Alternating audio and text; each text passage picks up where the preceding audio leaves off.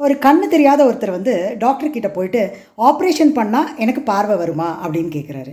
ஓ கண்டிப்பாக, உங்களுக்குலாம் கண்டிப்பாக ஆப்ரேஷன் பண்ணால் உங்கள் பார்வை வரும். அப்புறம் உங்களுக்கு இந்த ஸ்டிக்கெல்லாம் தேவையில்லை, ஸ்டிக் இல்லாமல் நல்லா நடக்கலாம் அப்படின்னு சொல்கிறாரு.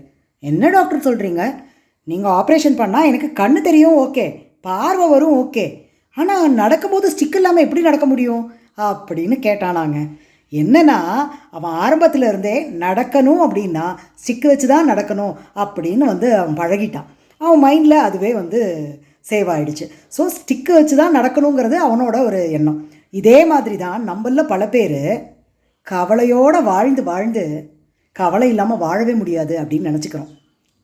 ஆக்சுவலாக எல்லா விஷயங்கள்லேயும் ஒரு பாசிட்டிவ் விஷயம் இருக்கும். எல்லா கெட்ட விஷயங்களும் எல்லா பிரச்சனைகள்லேயும் ஏதோ ஒரு பாசிட்டிவ் இருக்கும்.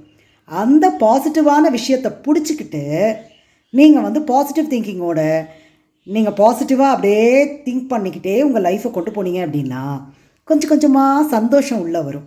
எப்போ சந்தோஷம் உள்ளே வருதோ அப்போது கவலைகள் தானே வெளியில் போக ஆரம்பித்தோம். அதுக்கப்புறம் உங்களுக்கே தெரியும் கவலை இல்லாமல் வாழ முடியும்னு. கவலை இல்லாமல் வாழ பழகிக்கோங்க மக்களே.